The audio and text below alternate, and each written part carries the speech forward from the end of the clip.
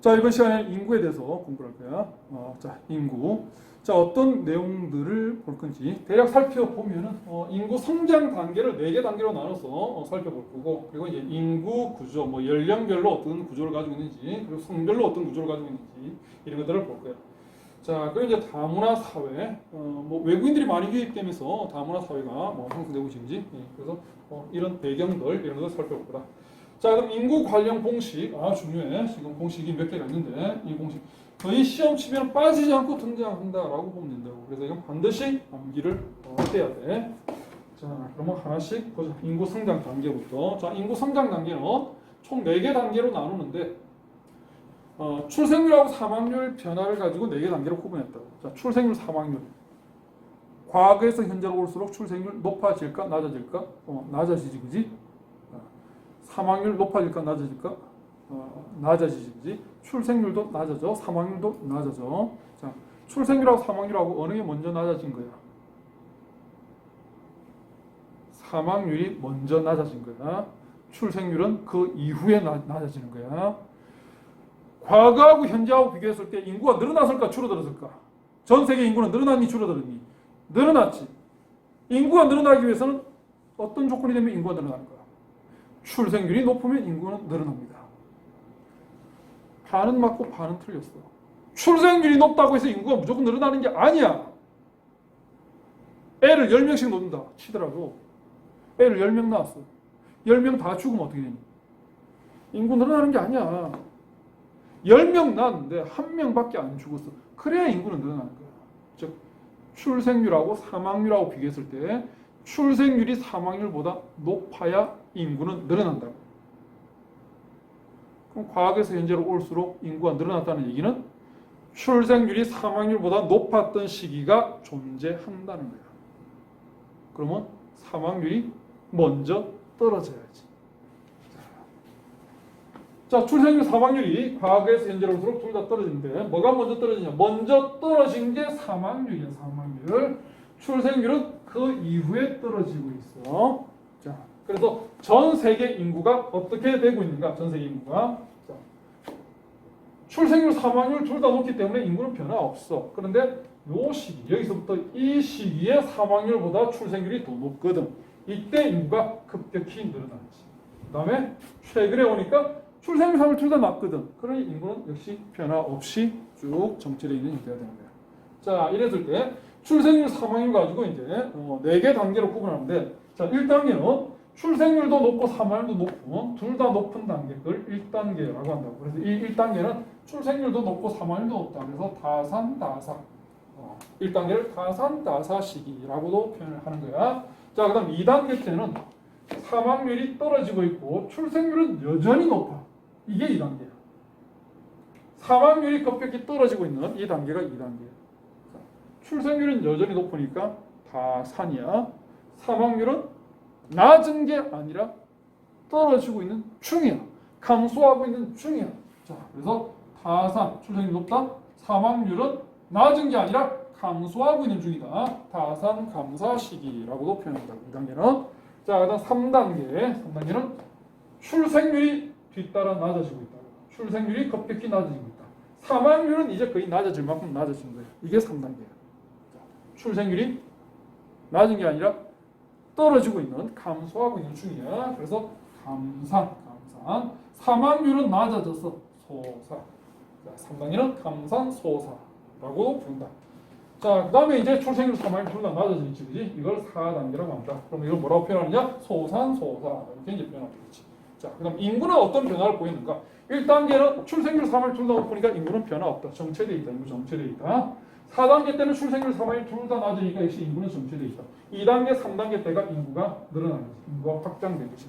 자, 그래서 인구 변화를 가지고 1단계부터 4단계 특징을 얘기하자면 1단계는 인구는 정체되어 있다. 왜? 출생률도 높고 사망률도 높기 때문에 둘 다 높기 때문에 그래서 고위정책이다. 그다음 2단계하고 3단계 때가 출생률이 사망률도 높기 때문에 2단계, 3단계 때가 인구가 늘어나는, 인구가 확장되는 시기인데 2단계가 먼저니까 초기 확장기, 3단계는 후기 확장기 이렇게 부른다. 자, 4단계 때는 역시 인구는 변화가 없다. 정체되어 있다. 왜? 출생률도 낮고 사망률도 낮으니까 저위 정체기라고 부른다. 자, 그럼 각 단계별 특징을 본다 그러면 1단계 때 특징은 출생률도 높고 사망률도 높아. 자, 근데 특히 유아 사망률이 높다. 유아 사망률. 자, 왜 사망률이 높은가라고 하면은 뭐 이런 이유 때문이지. 자연재해 워낙 취약하니까. 그리고 기근, 배고파 죽는 사람들, 식량 생산량이 얼마 없다 보니까. 그다음에 화장실 같은 위생 시설이 불량하기 때문에 전염병이 쉽게 또 나누는 거예요. 그래서 사망률이 높은 거예요. 그런데 그나마 전염병에 걸린다 하더라도 또는 뭐 며칠 굶었다 치더라도 20대, 30대 청장년층은 어느 정도 적응력이 생겼지. 근데 어린애들이 적응력이 떨어지지. 그래서 아주 취약한 그런 질병에도 금방 죽어버리지, 그지? 예, 그래서 적응력이 떨어지는 어린애들이 많이 죽고 있다. 유아 사망률이 상당히 높게 나오고 있다는 거예요. 자, 그다음에 2단계 때는 사망률이 떨어지고 있는 이게 특징이라고. 사망률이 떨어지고 있다. 왜 사망률이 떨어졌는가? 뭐 여러 가지 이유가 있지만 가장 많이 드는 이유가 이제 근대 의학이 보급되었다. 그래서 웬만한 질병은 치료할 수 있다라는 거예요. 이게 이제 제일 많이 드는 거고, 이거 외에도 식량 생산량이 1단계 때보다 늘었거든. 그러다 보니까 굶어 죽는 사람도 좀 줄어들었다라는 거고, 그리고 화장실 같은 위생시설도 어느 정도 좀 개선이 되었다고. 그래서 전염병이 나오는 그 빈도가 좀 떨어졌다. 뭐 이런 것들도 이유로 들 수는 있다고. 자, 3단계 때 특징 보자. 3단계 때는 출생률이 떨어지고 있다. 그래서 왜 출생률이 떨어지는가? 물론 역시 이유는 여러 개 있어. 근데 가장 많이 드는 이유가 산하 제한 정책. 우리나라 같으면 이제 가족 계획이 있지. 그래서 뭐 잘 알려져 있는 가족 계획이 둘 만나 잘 기르자. 아들, 딸 구별 말고 둘 만나 잘 기르자. 그래서 둘 이상 낳지 말자라고 하는 출산 제한 정책, 산하 제한 정책을 정부에서 강력하게 밀어붙이다 보니까 그러다 보니까 출산율이 떨어졌다는 거예요. 물론 이거 외에도 뭐 이유는 여러 개 있어. 많이 드는 게 이유지만 여성들의 지위가 이제 높아지고 있다는 거예요. 여성들의 사회 진출이 활발해졌거든. 그러다 보니까 애를 갖다가 뭐 5명, 10명씩 이렇게 놓기가 뭐 쉽지가 않았다라는 뭐 그런 것도 이제 이유로 들 수 있다고. 그리고 최근으로 오면 올수록 결혼 연령대가 높아져. 그래서 예전에는 조선시대 때 정도만 하더라도 10대 후반 정도 되면 결혼을 하잖아, 그지? 예, 그리고 뭐 바로 출산을 하지. 근데 지금 현재 10대 후반, 니네들 나이가 10대 후반이잖아. 지금 결혼하는 사람 있니? 거의 없잖아, 이거. 그지? 20대가 되더라도 결혼을 잘 안 하지. 거의 30대 돼서 결혼하거든. 그 결혼 연령대가 높아지니까 당연히 출생아 수는 줄어들 수밖에 없는 거야. 뭐 그런 이유도 들 수 있다는 거야. 자, 그다음 4단계 때는 출생률, 사망률 둘 다 낮아져 있어. 자, 계속 출생률은 떨어지고 있고 평균 수명은 계속 늘어나. 그러면서 노인들이 차지하는 비중이 높아지고 있지. 그래서 노인 문제가 이제 사회 문제화되면서 심각한 문제가 되고 있는 그런 단계가 4단계고, 노인들의 비율이 높다라는 얘기는 상대적으로 청장년층 비중은 줄었다라는 얘기지. 일하는 사람이 청장년층이거든. 그래서 노동력 부족 현상 뭐 이런 것들도 나타나고 있는 그 단계가 4단계가 되고 있다라는 거예요. 자, 이렇게 해서 이제 인구 성장 단계를 살펴봐서 각 단계별 특징 쭉 살펴봤다. 자, 그다음 인구 구조. 자, 인구가 증가하느냐 감소하느냐. 자, 여기는 자연적 증감이라는 게 있고 사회적 증감이라는 게 있는데, 자연적 증감이라고 하는 것은 출생률, 사망률 가지고 따지는 거예요. 출생률이 아주 높아서 인구가 늘어났어. 그러면 자연적 증가라고 해요. 사망률이 너무 높아가지고 인구가 줄었어. 자연적 감소라고 해요. 그러니까 출생률하고 사망률 가지고 인구가 늘었는가 줄어들었는가 따지는 거, 그걸 자연적 증감이라고 그러고, 사회적 증감이라고 하는 거는 출생률, 사망률이 이유가 아니고 인구 이동 때문이야. 인구가 대거 유입되면서 인구가 늘어날 수 있잖아. 우리나라 도시가 과거에 비해 인구가 급증했지. 왜? 도시가 특별히 출산율이 높았니? 아니잖아. 시골 사람들이 도시로 대거 몰려들었거든. 그러면서 도시는 인구가 늘었어. 시골은 인구가 줄었거든. 인구 이동 때문에 인구가 늘었느냐 줄어들었느냐 따지는 게 사회적 증가입니다. 그래서 도시는 사회적 증가 현상이 뚜렷이 나타났고, 촌락은 사회적 감소 현상이 뚜렷이 나타났다. 자, 그래서 이제 이 자연적 증가, 출생률, 사망이라고 관계 있는 인구 구조가 피라미드형, 종형, 방추형 이렇게 세 개가 있고, 인구 이동하고 관계 있는 인구 구조가 별형, 표적형이 이렇게 두 개가 있다고. 자, 그래서 각 구조별 특징을 본다라고 하면은 자 피라미드형은 이렇게 삼각형 모양으로 생겨 있는 이 인구 구조를 피라미드형이라고 해요. 자 피라미드형 보면은 5, 15, 20, 50 이렇게 숫자가 적혀 있잖아요, 그지? 이게 연령이야. 그래서 아래쪽이 어린애, 위쪽으로 가면은 청장년, 노인 이렇게 되는 거예요. 그리고 좌우로 구분이 되어 있다고. 좌측은 남자야, 우측은 여자야. 남녀 그리고 연령별 비율이 어떻게 되는가 이걸 나타내. 이게 인구 구조. 자 피라미드형을 보면은 어린애들이 차지하는 비율이 상당히 높아. 청장년이나 노인에 비해서 어린애들이 차지하는 비율이 높다는 얘기는 출생률이 높다라는 얘기지. 그지? 자 이만큼 많이 애들이 생겼어. 애들이 태어났어. 이게 20년, 30년 지나면은 얘네들이 20대, 30대가 될 거야. 20대, 30대도 이만큼이 돼야 돼. 그런데 절반이나 없어져 버렸어. 얘네들 어디로 갔게? 얘네들 하늘나라 간 것이. 그지? 죽었다라는 얘기야. 그러니까 출산율도 높지만 사망률도 높은 타산다산. 그러니까 인구 성장 단계로 본다면 뭐 한 1단계나 뭐 2단계 초반 정도 이게 해당되는 저개발국에서 볼 수 있는 그런 구조가 피라미드형이 된다는 거지. 우리나라도 과거 한 1970년대까지만 하더라도 피라미드형 구조, 이 구조에 가깝다. 자, 그다음 종형 구조를 보자고. 종 모양을 하고 있는.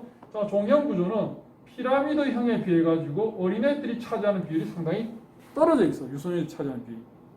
그러면 출생률이 낮다라는 얘기지.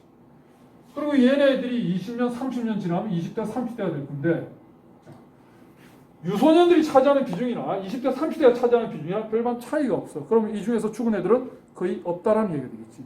그래서 출생률도 낮지만 사망률도 낮다. 소산소사. 인구 성장 4단계. 선진국에서 볼 수 있는 구조. 그게 이제 종형이 되는 거지. 우리나라도 거의 뭐 2000년대 이후부터는 뭐 종형 구조. 여기에 이제 근접되어 있는 형태를 보이고 있다. 자, 그다음 방추형을 보자고. 종형하고 방추형하고 비슷한데, 자, 방추형은 종형보다도 유소년 어린애들이 차지하는 비율이 더 떨어져 있다. 종형도 출산율이 낮다라고 했는데 방추형은 얘보다 더 비중이 낮다는 얘기는 출산율이 아주 낮다는 얘기예요. 자, 출산율이 아주 낮아. 그럼 지금 태어난 얘네들이 20년, 30년 지나면 20대, 30대 되겠지. 얘네들이 단 한 명도 안 죽고 전부 다 살아남는다 치더라도 지금 20대, 30대 비중보다도 어떻게 되냐? 줄어들어 버려요.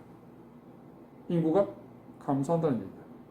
출산율이 낮아서 너무너무 낮아서 인구가 줄어들고 있는 구조가 방추형이죠. 지금 현재 우리나라 인구가 줄어든다라고 얘기하지, 그지? 지금 현재가 우리나라 거의 방추형에 가까운 이런 구조를 보이고 있다. 자, 지금 피라미드형, 종형, 방추형 이거는 자연적 증감하고 관계 있는 구조야. 즉 출생률, 사망률 가지고 설명했다고. 자, 피라미드형 출생률, 사망률 둘 다 높다. 종형 출생률, 사망률 둘 다 낮다. 방추형 출생률이 극단적으로 낮다. 자, 그럼 인구 이동과 관계 있는 사회적 증감. 자, 별형하고 표주박형하고 있는데, 자, 별형 구조는 지금 20대, 30대, 40대에 되면 이 연령층의 비중이 상당히 높게 나오고 있다고 이게. 자, 20대, 30대, 40대 청장년층 비중이 왜 이렇게 높을까? 30년 전에 출생률이 엄청 높았다는 얘기입니다. 그게 아니고 20대, 30대, 40대 이 사람들이 일하는 사람들이지. 일하는 연령층이란 말이야. 이 일하는 연령층들이 대거 몰려들었어. 왜? 일자리가 풍부하기 때문에. 그래서 청장년층 비중이 상당히 높게 나오는 이런 형태를 띈다. 이거는 도시에서 볼 수 있는 구조듯이. 반면에 표주박형이라고 하는 건 얘는 어떻게 되냐면 반대가 되겠다. 20대, 30대, 40대가 차지하는 비중이 상당히 낮아져 있지. 왜? 20대, 30대, 40대가 다 떠나고 없으니까. 왜? 일자리가 없기 때문에. 그래서 농어촌 지역에서 볼 수 있는, 촌락에서 볼 수 있는 구조가 이 표주박형 구조가 된다는 거예요. 자, 그래서 이 인구 구조를 이렇게 이제 5개 유형으로 이렇게 나눠서 살펴봤다고. 자, 그 다음에 여기 안 나와 있는데 성별 인구 구조를 한번 보자고. 자, 남자하고 여자하고의 비율을 뭐라고 하냐면 이거를 성비라고 해요. 성비. 성비는 어떻게 나타내느냐 하면은 여자 숫자분의 남자 숫자 곱하기 100. 자, 그래서 남자하고 여자하고 숫자가 똑같다라고 하면은 성비는 100이 되는 거예요. 네, 남자가 숫자가 많다 여자보다 그러면 성비는 100보다 높은 수치가 나오겠지, 그지? 네, 여자가 더 많다라고 하면 100이 안 되는 수치가 나와. 자, 그래서 이 성비를 지역별로 본다라고 하면은 남자가 많은 지역이 있고 여자가 많은 지역이 있어. 남자가 많은 남초 지역, 남자가 여자를 초과했다는 얘기야. 여초 지역, 여자가 남자를 초과했다는, 여자가 많은 지역, 남자가 많은 지역이야. 자, 남자가 많은 대표적인 지역을 정리해 본다 그러면 어디에 남자들이 대거 몰려 있는가? 대표적인 중화학공업, 제철공업, 뭐 조선공업, 뭐 이런 뭐 석유화학공업 이런 공업들은 누가 주로 취업되어 있느냐면 남성들이 주로 취업되어 있다고, 그지? 그러니 남자의 비율이 높게 나오는 거야. 군사시야. 물론 여군도 있지만 여군보다도 남자군이 훨씬 더 숫자가 많지, 그지? 그래서 군대가 주둔하고 있는 뭐 휴전선 근처 뭐 같은 이런 경우에는 남자가 훨씬 더 많지, 즉 성비가 100을 넘는 지역이 되는 거예요. 자, 그다음에 이제 광업 지역.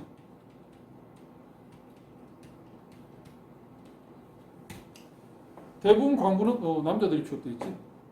광산 지역에는 그리고 뭐 태백이라든지 강원도 남부 지역 여기가 이제 과거에 광업이 발달돼 있었던 곳이거든. 그래서 강원도 남부 지방에 해당되는 이런 쪽도 남자의 비율이 높게 나온다. 반면에 여자의 비율이 높게 나오는 것은 대도시 지역이 여자의 비율이 높아. 서울이나 부산, 뭐 대구 같은.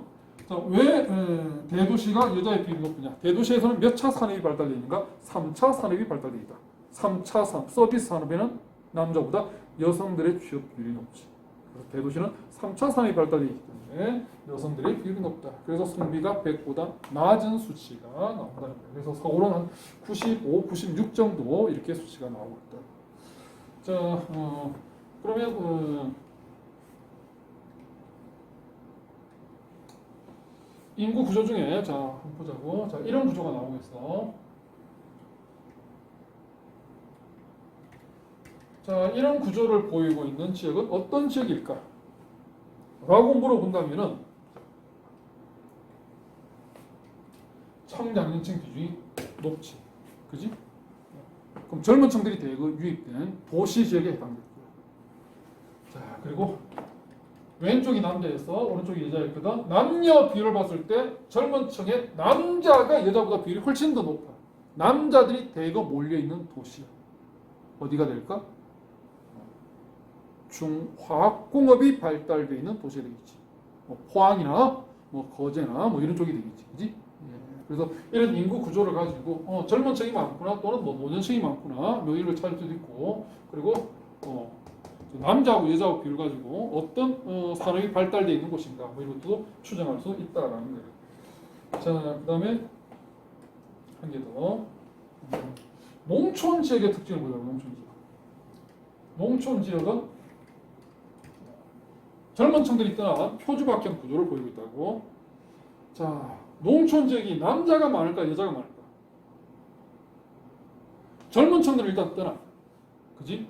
젊은 층들이 떠나는데 남자가 많이 떠날까 여자가 많이 떠날까? 여자가 많이 떠나. 남자보다 여자가 많이 떠난다. 농촌은 아직까지 보수적인 경향, 유교적인 성향이 뚜렷하기 때문에 남자는, 특히 장남은 못 떠나. 고향을 지키고 산소를 지켜야 돼.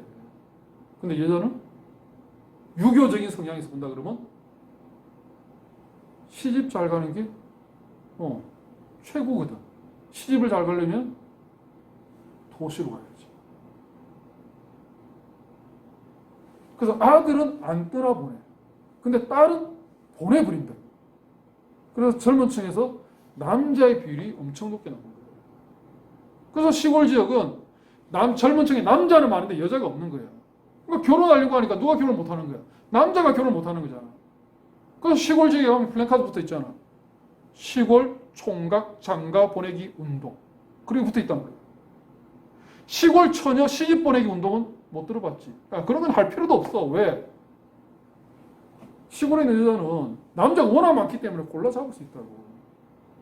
그래서 뭐 그게 중요한 게 아니고 젊은 층, 청장년층에서는 뚜렷한 남초 현상이 나타나. 성비가 100을 넘어. 자. 근데 이 시골 지역은 젊은 층들은 별로 없어. 상대적으로 노인들이 많은 비율을 차지하고 있거든. 노인들은 남자가 많을까 여자가 많을까? 평균 수명이 남자가 길어 여자가 길어. 이거는 어떤 국가 어떤 지역을 가더라도 평균 수명은 여자가 길어야 돼. 그럼 노년층에서는 농촌뿐만 아니라 도시든 선진국이든 후진국이든 어딜 가든 간에 여초현상이야. 그럼 어린애, 청장년, 노년 다 합쳤을 때는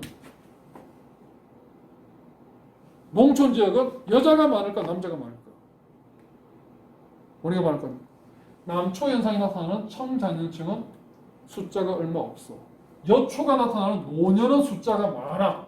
뭐 따라가야 되니 그러고? 뭘 따라가야 돼? 숫자 많은 이걸 따라가야 돼. 이걸 따라가야 돼. 그래서 농촌은 전체적으로 보면은 여초 지역이야. 성비가 100이 안 돼. 그러나 젊은 층만 딱 떼어서 본다 그러면 남초 지역. 잘 기억해둬야 돼.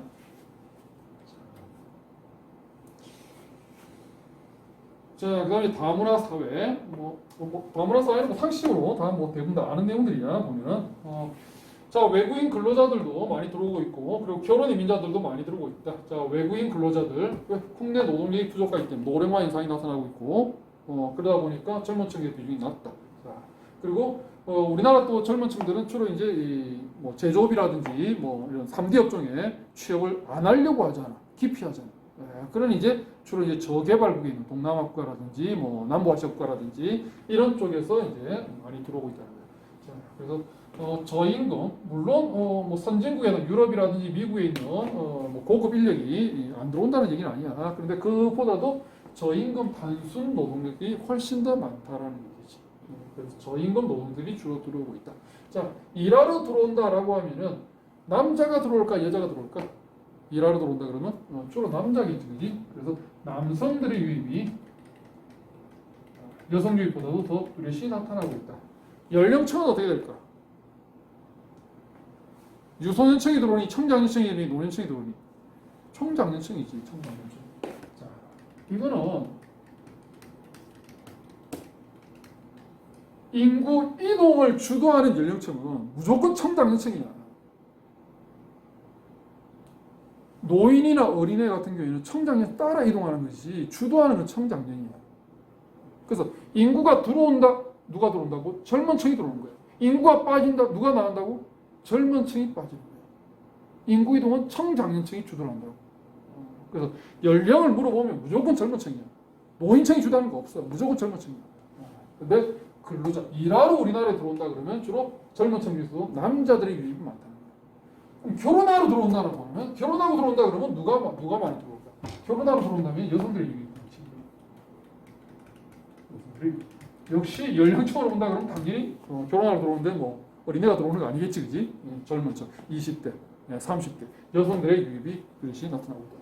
자, 그래서 유입 배경 성비 불균형, 특히 시골 지역에 전체로 보면 여자가 많았지만 결혼을 하는 연령대의 젊은 층은 남자가 많았지, 그지? 그래서 여자가 없기 때문에 시골 지역에 그래서 성비 불균형 때문에 많이 들어오고 있다. 물론 이거 외에도 세계하고 교류가 활발해지고 이렇기 때문에 국제 결혼이 활성화되고 있는 그런 측면도 있지만은 이런 것도 있다라는 거야. 자, 그리고 국제 결혼의 비율 어디가 높게 나오냐? 촌락의 비율이 높다라는 거야. 그런데 국제 결혼의 건수는 촌락보다 도시가 많아. 이게 비율하고 숫자하고는 분명히 다른 개념이야. 노인 비율이 시골이 높을까 도시가 높을까? 시골이 높지, 그지? 노인 숫자가 도시가 많을까 시골이 많을까?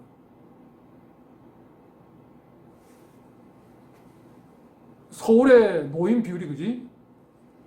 서울의 인구 한 1,000만 명이 되잖아, 그지? 서울의 노인 비율이 예를 들어서 5%만 노인이라고 쳐. 그러더라도 몇 명이냐? 50만 명이야. 웬만한 도시 숫자보다도 서울의 노인 숫자가 더 많아, 이거. 그래서 숫자하고 비율하고 다른 개념이야. 그래서 결혼하는 비율, 국제 결혼하는 비율은 시골이 높아. 근데 인구수가 워낙 작기 때문에 국제 결혼하는 건수로 본다 그러면 도시가 많이 나온다. 자, 그리고 우리나라 남성들 같은 경우에는 주로 저개발국 출신 여자들하고 결혼하는 경우가 많다. 그리고 어디에 거주하느냐? 시골에 거주하는 경우가 주로 많다는 거예요. 그지?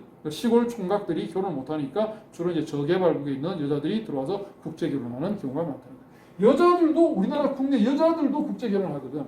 근데 우리나라 국내 여자들의 국제 결혼은 누구랑 결혼하는? 선진국, 미국이라든지 유럽이라든지 일본이라든지 선진국 출신의 남자들하고 주로 결혼한 거예요.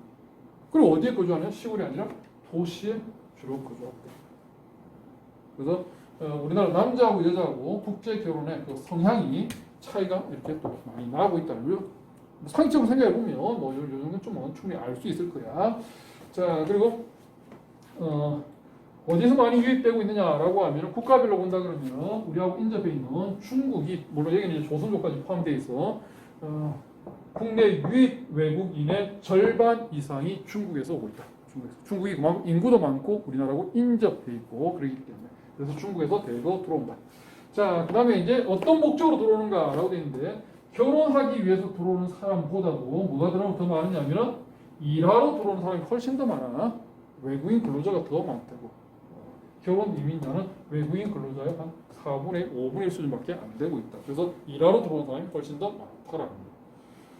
자, 그 다음 외국인들이 주로 어디에 분포하고 있는가를 보면은 주로 이제 이 제조업이 발달돼 있는 이런 쪽에 이제 주로 이제 근무를 하고 있지, 그지? 그래서 제조업이 발달돼 있는 곳이 이제 남동 이메지요, 일대 쪽, 일대지 이쪽이 동그라미 크기가 이제 외국인 인구 수거든. 그리고 수도권 지역, 그리고 충청권 있는 뭐 안산만 일대 쪽에도 뭐 제철공업이라든지 이 석유화학공업이라든지 이런 공업이 종합공업이 발달돼 있거든. 그래서 이런 공업이 발달돼 있는 이런 곳에 주로 외국인 근로자들이 많이 들어와 있다. 외국인들이 많이 들어와 있다. 자, 그리고 남자하고 여자하고 비율, 지금 검은 색깔이 남자고 흰 색깔이 여자로 되어 있는데, 대부분 지역들이 보면 남녀 비로 보면 누가 더 많으냐? 대부분 남자죠. 그러니까 일하러 들어온 사람들은 전부 다 남자라는 거예요. 그런데 잘 봐봐. 어느 한 지역이 여자 비율이 상당히 높게 나온 데가 있어. 전부 다 남자가 많아. 남자가 거의 뭐 80%, 90% 차지해. 근데 여자 많은 데가 있거든. 어디? 서울은 남자하고 여자하고 비율이 반반 정도 되지. 서울은 왜 외국인 남자가 아닌 외국인 여자들이 상대적으로 많이 들어왔을까? 외국인 근로자들이 취업하고 있는 것은 주로 제조업이야. 공업 분야야. 근데 서울은 탈공업화 현상이 뚜렷이 나타나고 있기 때문에 공업이 그렇게 발달되는 곳이 아니야. 서울에서 외국인이 취업돼 있다 그러면 제조업 분야가 아니라 서비스 산업이야. 단순 서비스업이야. 식당이라든지 또는 숙박업소라든지 이런 데 있잖아, 그지? 이런 데 뭐 청소해준다든지 음식 서빙한다든지 이런 쪽이거든.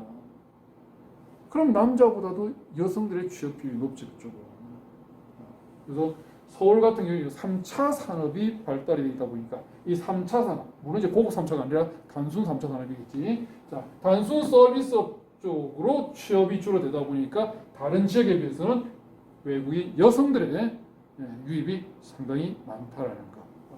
자, 그리고 정리하면은 서울은 상대적으로 여성들의 비율이 많다. 그런데 나머지 대부분 지역은 일하러 들어온 사람들은 대부분 다 남자다라고 보면 돼. 그리고 주로 취업되어 있는 부분은 공업이 발달된 남동 임해 지역이라든지 수도권, 아산만 일대 쪽 이런 쪽이 외국인 근로자가 많다.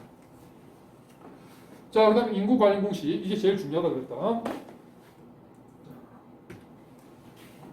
자, 인구 관련 공식에 지금 보면 유소년 부양비, 노년 부양비, 인구 부양비, 노령화 지수 이렇게 있는데, 이거는 이제 무조건 외워야 되는 거. 자, 유소년 부양비, 유소년을 부양하기 위해서 얼마나 부담을 져야 되는가? 자, 누가 부담을 져야 되느냐면은 젊은 층이 부담을 져야 되겠지, 그지? 그래서 청장년층분의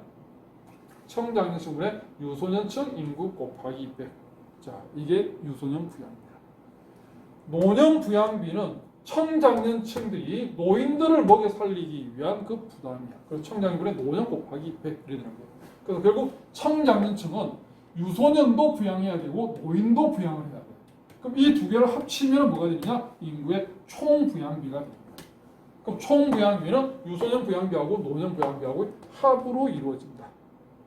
그러면 이 두 개를 더하면 어떻게 되는가? 청장년층 분모지, 그지? 유소년, 노인 분자죠, 그지? 그 청장년층분의 유소년 인구, 노인 인구 합 곱하기 100 이렇게 구할 수 있다.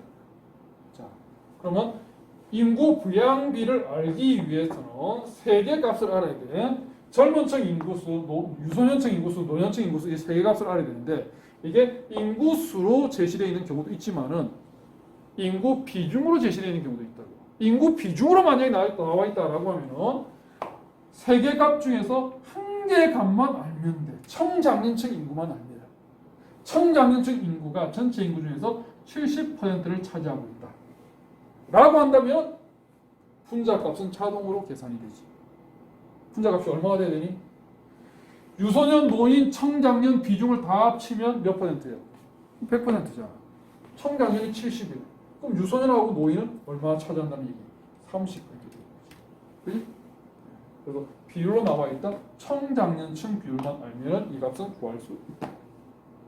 자, 그리고 청장년층 비중이 분모값이야.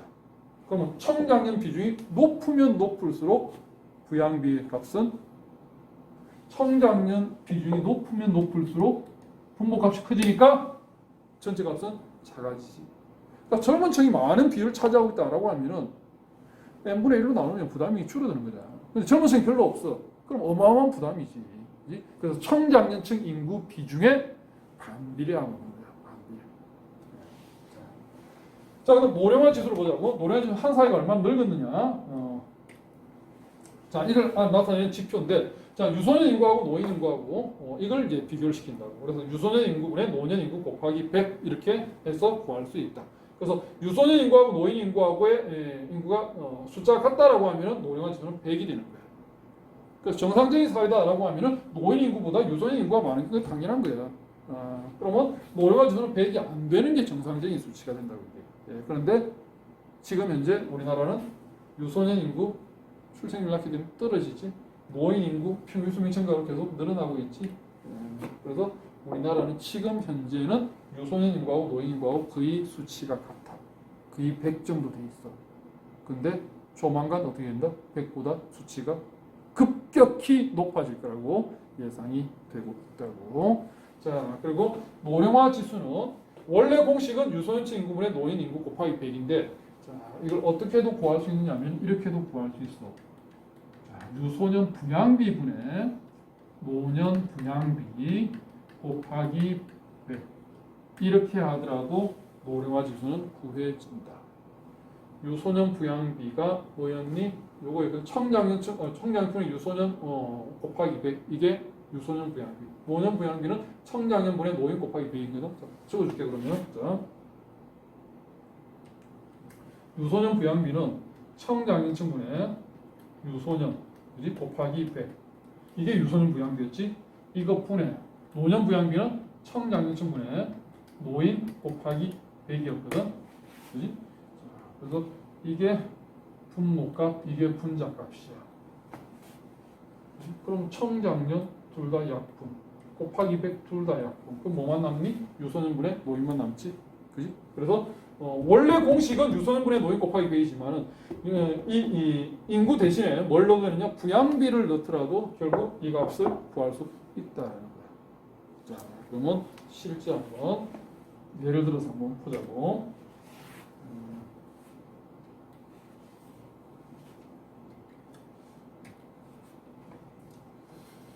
자, 문제를 한번 내볼게. 자, 인구 총 부양비. 자, 총 부양비가 50이야. 자, 근데 이 중에 노년 부양비가 20이야. 자, 이랬을 때 유소년 부양비는 얼마일까? 노령화 지수는 얼마일까? 자, 이거 구해보세요. 라고 한다면은 총 부양비는 노년 부양비 더하기 유소년 부양비잖아, 이게. 그지? 그러면 노년 부양비가 20이야. 그럼 유소년 부양비가 얼마가 돼야지 총 부양비가 50이 될까? 암산되지. 30이면 그지? 자, 노령화 지수 구하세요라고 하면 노령화 지수는 유소년분의 노인 곱하기 100인데 대신에 부양비를 넣어도 된다고 그랬거든. 유소년 부양비 노년 부양비 곱하기 100 이렇게 된다 그랬거든. 그러면 유소년 부양비는 여기서 구했잖아. 그지? 30. 노년 부양비는 20 곱하기 100. 그럼 얼마쯤 되니? 3분의 2 곱하기 100이네. 그러면 66.666 나오네. 66점 반올림에서 7 이렇게 구하면 되겠지. 그지? 자, 그다음에 여기까지 쉬워. 자, 보자. 이 중에서 전체 인구 중에서 유소년이 차지하는 비중은 몇 퍼센트일까? 노인이 차지하는 비중은 몇 퍼센트일까? 이게 어려운 거야. 청장년이 차지하는 비중은 과연 전체 인구 중 몇 퍼센트일까? 주어진 값은 요것만 줬습니다. 요것만 딱 줬습니다.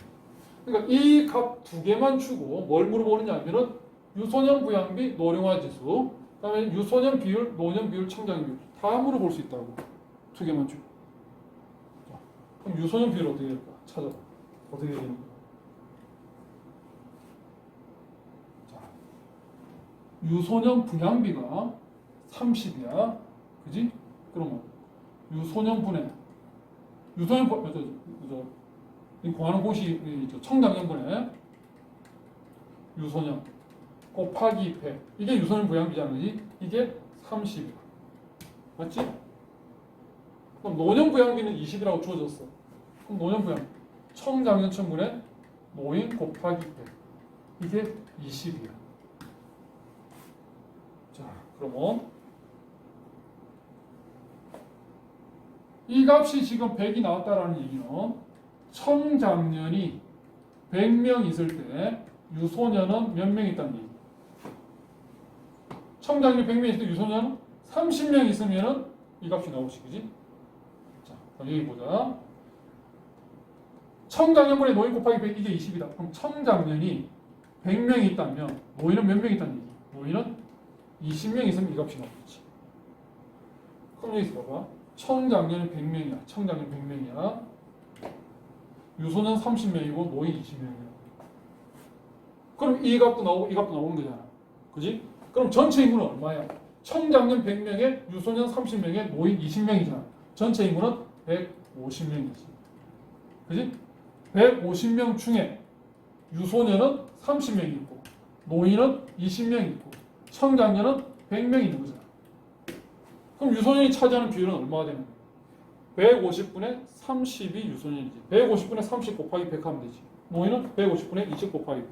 청장년은 150분의 100 곱하기 100 이러면 되지. 그지? 자, 그래서 실제 이제 총 부양비하고 노년 부양비를 주고 유소년 부양비 찾으세요, 노령화 지수 찾으세요라고 하는 거는 이거는 쉬운 문제야.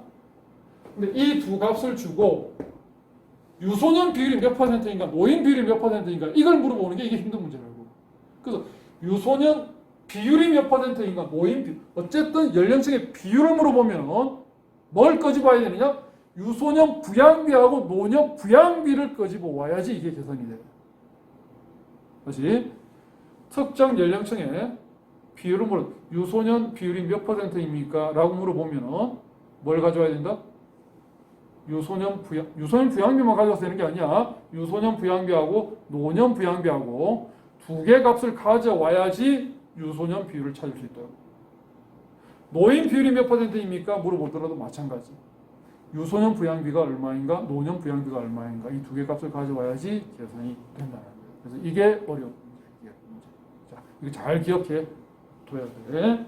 자, 이렇게 해서 이제 인구까지 정리가 되었고 다음 시간에는 지역 개발에 대해서 공부를 하도록 하겠습니다. 수고했어.